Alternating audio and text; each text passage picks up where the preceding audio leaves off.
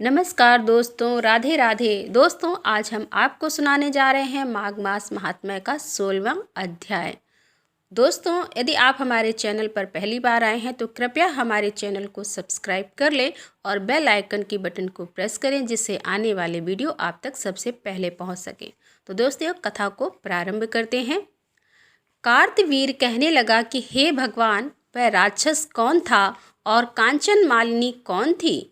उसने अपना धर्म कैसे दिया और उनका साथ कैसे हुआ?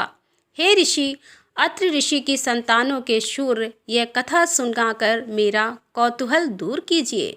तब दत्तात्रेय जी कहने लगे कि राजन, इस पुरातन विचित्र इतिहास को सुनो।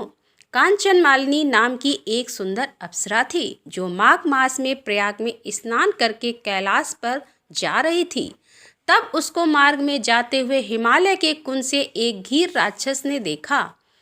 उस सोने जैसा तेज वाली, सुंदर कटी वाली, बड़े बड़े नेत्रों वाली, चंद्रमुखी, सुंदर केस और पिन पयोधर वाली सुंदर अप्सरा को देखकर उस राक्षस ने कहा कि हे सुंदरी, कमल नैनी, तुम कौन हो और कहाँ से आ रही हो? तुम्हारे वस्त्र और वेणी भींगी हुई क्यों है? तुम आकाश मार्ग से कहाँ जाती हो और किस पुण्य के प्रताप से तुम्हारा शरीर ऐसा तेजस्वी और रूप ऐसा मनोहर है? तुम्हारे गीले वस्त्र से मेरे मस्तक पर गिरे हुए एक बूंद जल से मेरे क्रूर मन को एकदम शांति प्राप्त हो गई। इसका क्या कारण है? तुम बड़ी शीतल प्रतीत होती हो, इसका कारण मुझे कहिए। अप्सरा ने कहा कि हे राक्षस, सुनो, मैं काम रूपिणी अप्सरा हूँ। मैं प्रयाग में संगम में स्नान करके आ रही हूँ। इसी से मेरे वस्त्र भींगे हैं। अब कैलाश पर जा रही हूँ, जहाँ पर श्री शिव निवास करते हैं।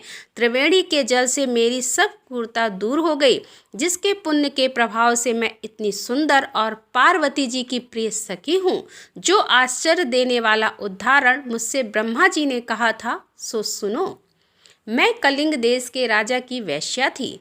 रूप, लावण्य और सुंदरता में अपूर्व थी। मेरी सुंदरता पर सारा नगर मोहित था और मैंने अनेकों प्रकार के भोग भोगे। अनेक प्रकार के वस्त्र आभूषणों की घर में कोई कमी नहीं थी। कई कामी पुरुष आपस में स्पर्धा ही से मृत्यु को प्राप्त हो गए। इस तरह उस नगर में बड़ी सुंदरता से यौवन व्यतीत हुआ और मैं वृद्धावस्था को प्राप्त हो गई।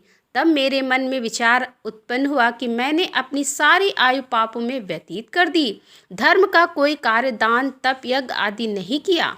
शिव या दुर्गा जी की आराधना नहीं की, ना कभी भगवान विष्णु का पूजन किया।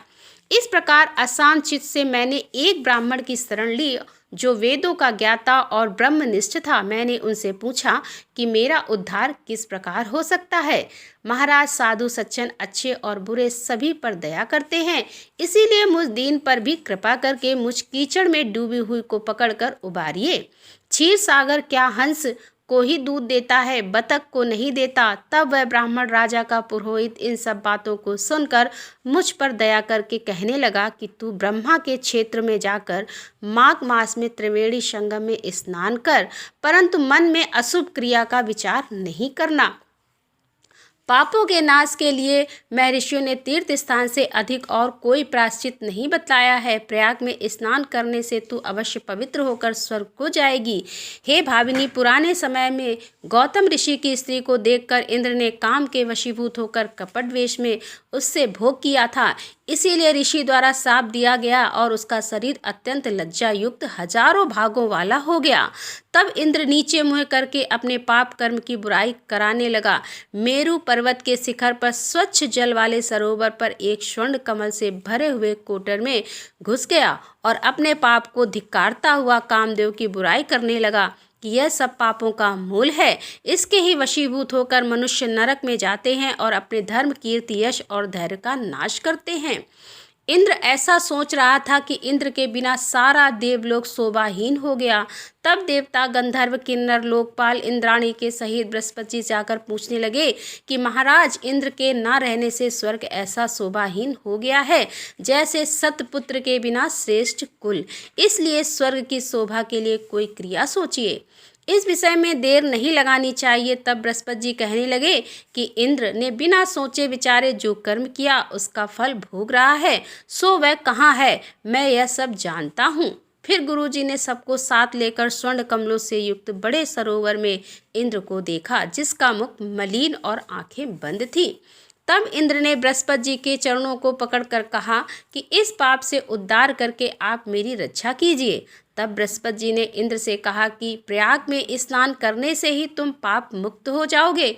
तब इंद्र सहित सब ने ही प्रयाग में जाकर संगम में स्नान किया और त्रिवेणी स्नान से इंद्र पाप मुक्त हो गए। तब बृहस्पति जी ने इंद्र को वरदान दिया कि तुम्हारे शरीर में जितने भंग हैं सब नेत्र हो जाएं। तब इंद्र ब्रह्मांड के वर से 1000 नेत्रों से ऐसा सुशोभित हुआ जैसे मानसरोवर में कमल शोभायान होता है। तो दोस्तों, यहाँ पर हमारा माघ मास महात्म्य का 16वां अध्याय समाप्त होता है।